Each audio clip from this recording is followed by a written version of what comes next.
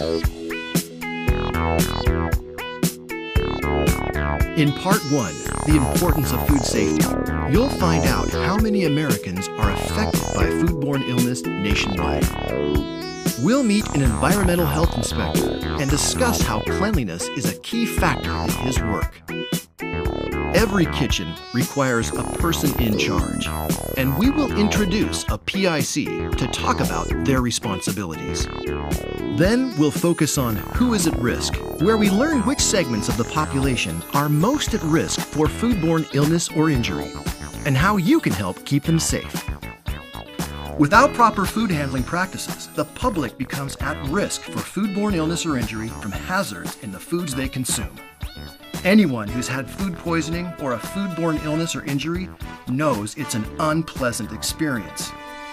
But with estimates that about 48 million Americans get sick, with 128,000 hospitalized, and over 3,000 deaths annually from unsafe food nationwide, it's important to remember that following food safety rules saves lives.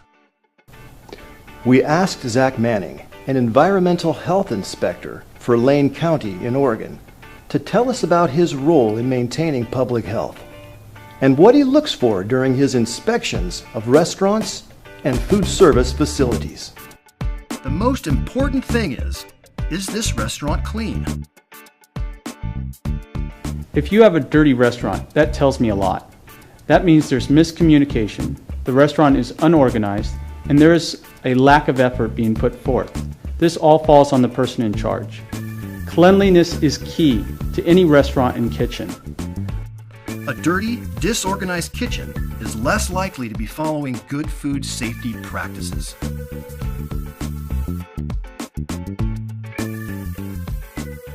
The second thing Zach looks at is the competence of the person in charge. A person in charge that is competent and knowledgeable is required in all restaurants at all times. If I do not have a knowledgeable PIC, it makes my job very challenging ensuring food safety. A person in charge, or PIC, must be on the premises during all hours of operation and must know the food code and procedures used in the establishment. They should be able to answer all employee questions regarding food safety and provide training on how to perform jobs correctly. As the person in charge, I'm responsible for all the food safety and sanitation in the department. I'm responsible for all the food that comes in, as well as all the meals that go out. Food safety is everyone's business. If the public feels unsafe, the entire industry suffers. The general public needs to have trust that the establishments they patronize follow the basic food safety guidelines. But no matter what precautions are taken to ensure their safety, certain segments of the population are still more prone to becoming sick or experiencing worse than normal symptoms from foodborne illness. It's easy to remember how to identify highly susceptible populations by using the acronym YOPI. The Y stands for children younger than 5 years old. O is for older than 65 years of age. P is for pregnant women. And I stands for those that are immune compromised, meaning having a serious illness like cancer, HIV, diabetes, or other conditions, as well as those prescribed certain medications. Our compliance rules are really geared towards the susceptible populations, so by following basic food safety rules, we can mitigate any negative impact on those people at risk. Because of people in the YOPI category, extra caution needs to be exercised when dealing with undercooked meats, raw oysters, undercooked eggs, sprouts, as well as unpasteurized milk or juices. Before we move on to Part 2, let's recap some facts about the importance of food safety.